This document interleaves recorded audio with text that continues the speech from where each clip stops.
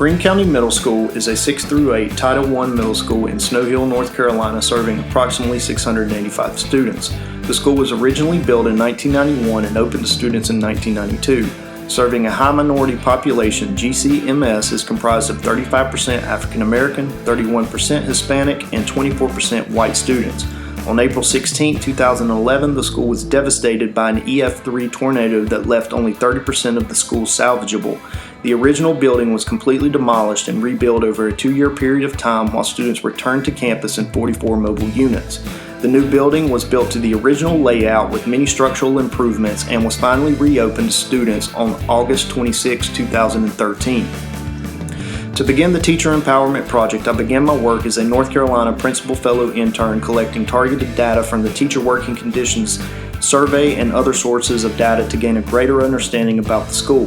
Data collected indicated student achievement was only 38%, with significant deficiencies in reading and math. There was a 3-year trend of greater than 20% teacher turnover.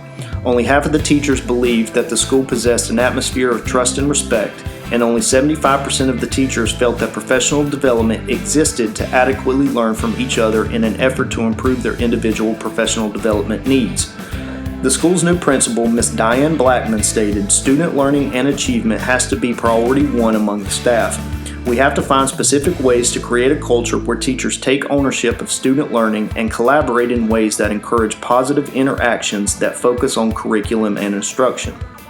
Because of these issues, I decided that my project would focus on implementing peer instructional rounds in hopes of creating a professional culture that empowers teachers to focus on improving instructional practice and supporting instructional leadership through authentic professional learning.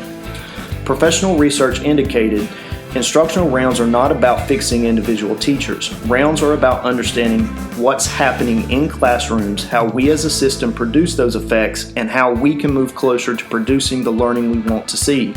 The focus on we means that peers learn to hold one another accountable, individually and collectively. Several readings provided me further direction for my SLP. 1. The practice of rounds lends itself to reconceptualizing instructional leadership as leadership for learning, where the focus is not on what teachers are doing, but more so on student learning. 2. The participants are focused on moving instructional practice across classrooms consistently within the school's improvement plan.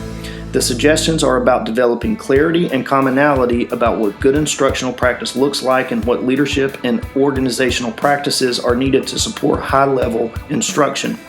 And 3, the evidence gathered by teachers, their shared vocabulary, and agreed professional norms are crucial to building a school culture that provides and sustains focus on building teacher capacity and improves student learning.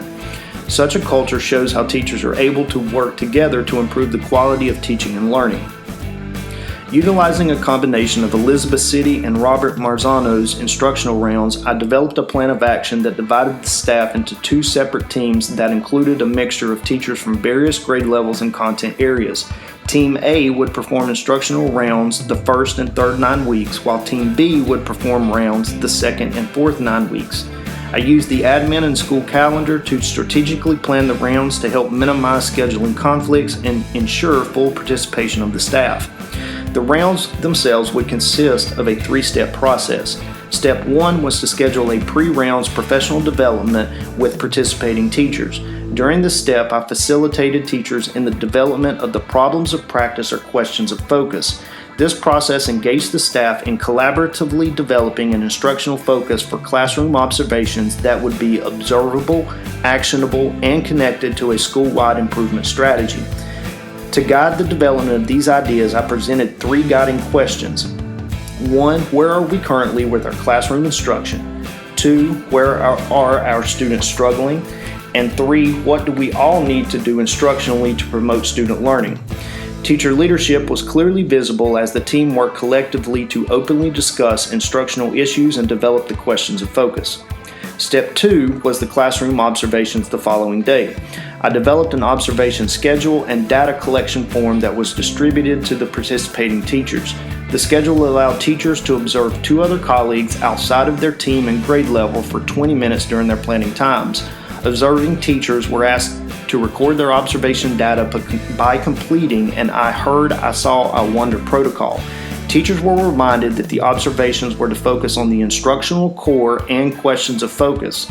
They were to record data on the tasks students were doing and the interconnections between the content, student, and teacher.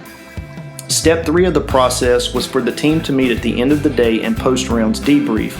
During this time, teachers were asked to participate in a small group session where observing and host teachers shared their data.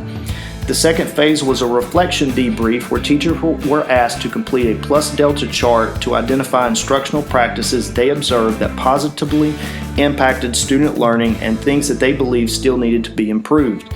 This process really forced teachers to have an honest, open conversation with their colleagues about instruction and classroom interactions.